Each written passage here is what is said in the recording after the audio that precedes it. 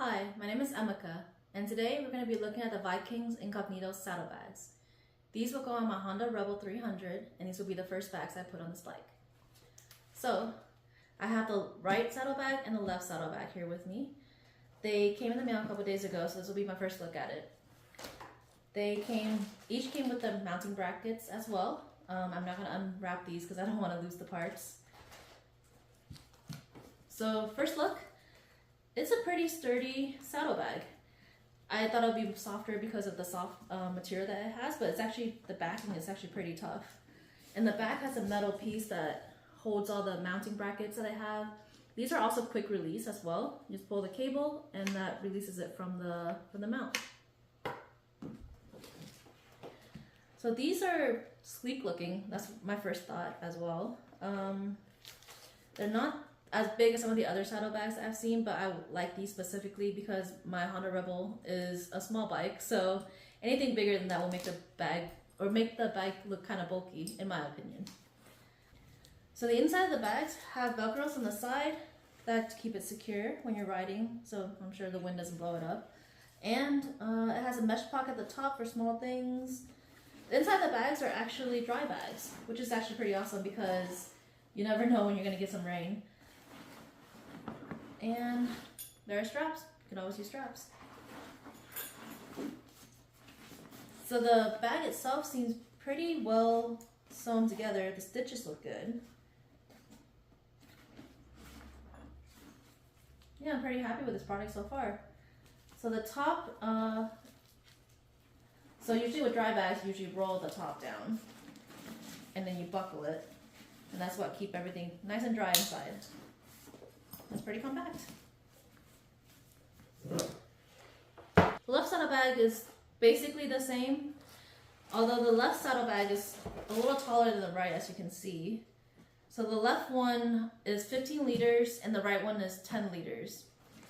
So the right one is a little smaller, works well because of the exhaust on that side. So the left one will be where you can put little bigger things in there. And I'm sure it's the same thing as the right saddlebag. Same mesh pocket at the top with keys, same dry bag on the inside, and yep, they got straps as well. So far this looked really good. It also has some straps on the side here for extra storage. You can hook some things on there if you need to. So let's go ahead and put these on the bike.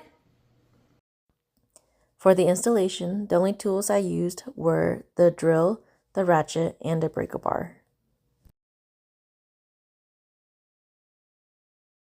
So prior to installation, I watched the how to install videos on Viking's website. And to start with, I used my drill to remove these bolts from my rear fender. I really like that Vikingbags uses brackets that uses the same bolt placement, so that way I don't have to measure and drill new holes just to install the bags. So that makes it very beginner friendly, and someone who might not have as much mechanical experience or just not very handy can do something like this, as it's very straightforward and simple. In this part of the installation, I added the bolts and spacer to the bracket and mounted it onto the fender. I tightened the bolts by hand, then I used the ratchet to tighten them even more securely.